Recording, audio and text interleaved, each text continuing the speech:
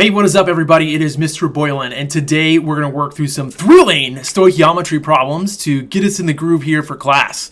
As you take a look here, problem number 1 says, in the combustion of methane gas, CH4, with oxygen gas, carbon dioxide gas, and water vapor are the only products.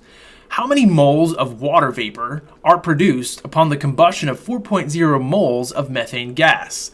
Oh my gosh, with any stoichiometry problem, we need a recipe. Remember, it's very much like cooking, and our recipe is going to be our balanced chemical equation. So if we start with our balanced chemical equation, we have to recognize that we are combusting methane, CH4, with oxygen gas. Don't forget that oxygen is one of those diatomic elements, and our only products are carbon dioxide gas and water vapor. Now, before we begin, we need to make sure we have a balanced chemical equation.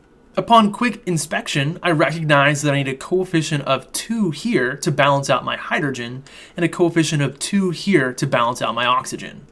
Now that we have a balanced chemical equation, you should recognize that the mole ratios between everything in your reaction represent a 1 to 2 to 1 to 2 relationship.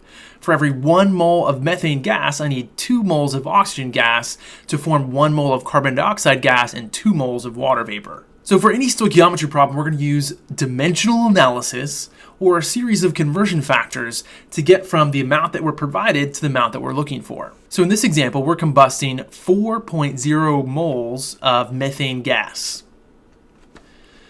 As we set up our conversion factors, you want to remember that it's very much like multiplying a series of fractions, and we're going to put the unit that we start with in the numerator here as the denominator in this first conversion factor. Why? So it will cancel out. Now the unit I'm going to put on top here is going to be moles of H2O. Now, when you're given a mole to mole relationship, you want to go to your balanced chemical equation and compare those two things in your conversion factor. What is the relationship between CH4 and H2O?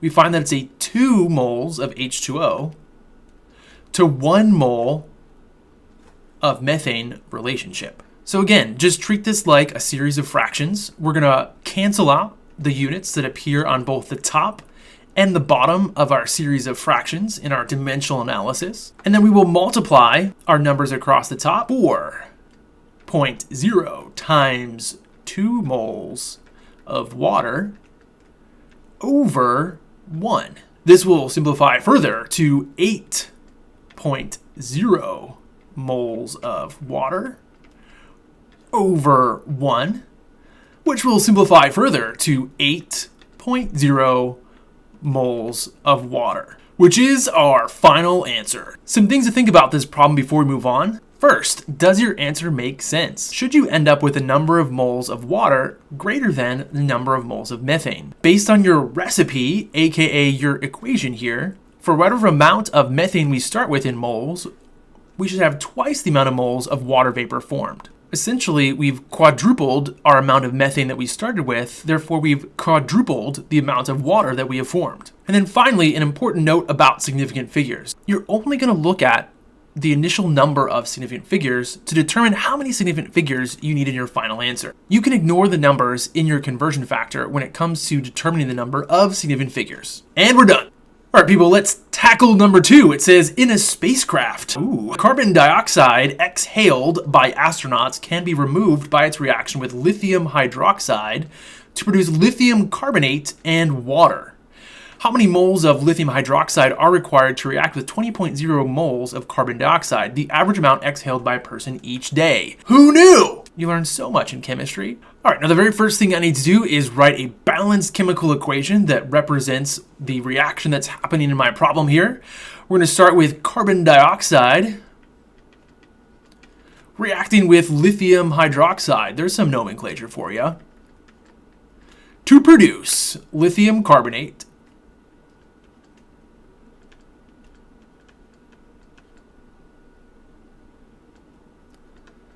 and water. It's so important that you recognize the nomenclature is correct before you try and balance this chemical equation.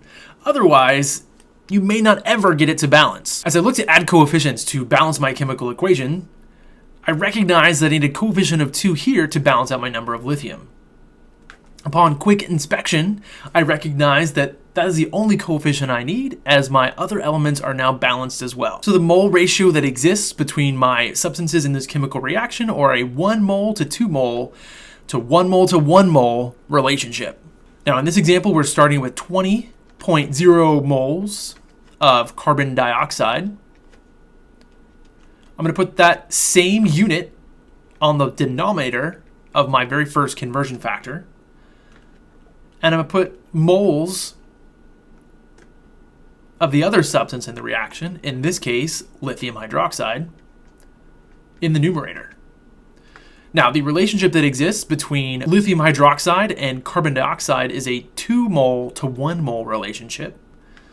Recognize that my units of moles carbon dioxide will cancel out of this calculation.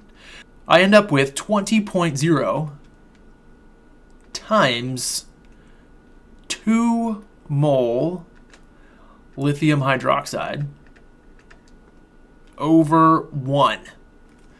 This will further simplify to 40.0 mole lithium hydroxide over 1, which further reduces to 40.0 moles of lithium hydroxide. This is my final answer with the correct number of significant figures based on the initial measurement that has 3. My final measurement has 3 as well. Additionally, as you go back to your balanced chemical equation, you should recognize that this answer makes sense. For every 1 mole of carbon dioxide, I need 2 moles of lithium hydroxide to react it with. The number of 40 is twice as large as the number of 20. Boom! And we are moving right along. Come on, problem number 3. All right, as we take a look at problem number 3, it says the decomposition of potassium chlorate upon heating is used as a source of oxygen in the lab. Potassium chloride is the only other product formed. How many moles of potassium chlorate are needed to produce 15 moles of oxygen? Okay, as in the previous problems, the very first thing we need is a balanced chemical equation to let us know what the relationship is between all of these different things so we know what to do. It's a decomposition reaction, therefore we're going to start with one reactant. In this case, it's going to be potassium chlorate. It's decomposing upon heating to form oxygen. This will be a solid, by the way, and potassium chloride. So again, work the nomenclature first before you go back and balance the chemical equation. All of my formulas are correct. So in order to balance this chemical equation, I need a coefficient of 2 and 3 here to balance out my oxygens. And then I'll also need a coefficient of 2 here to balance out the potassium and the chlorine. So in this equation, I have a 2 mole to 3 mole to 2 mole relationship. Again, I'm going to start with the amount that's provided in the problem, in this case, 15 moles of oxygen. I'm going to multiply it by a conversion factor. In the denominator of that conversion factor, I will put the unit of whatever it is that I start with, and I'll put the number of moles of whatever it is that I'm looking for. In this case, potassium chlorate.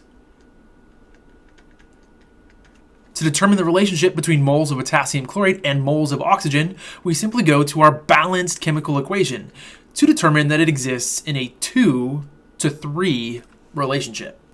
Again, think of it as a series of fractions. Our unit of moles oxygen will cancel out. In the numerator, we end up with 15.0 times 2 mole potassium chlorate over 3, which will simplify further to 30.0 mole potassium chlorate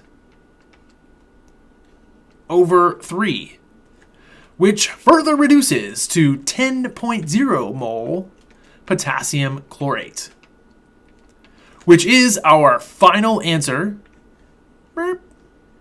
Correct number of significant figures, we should have 3. As you think about the relationship between potassium chlorate and oxygen, it's a 2 mole to 3 mole relationship. 3 is 1.5 times larger than 2. Or the amount of oxygen that we need, 15.0 moles of oxygen, is 1.5 times larger than the 10.0 moles of potassium chlorate that we would need to start with. Boom, and we're done.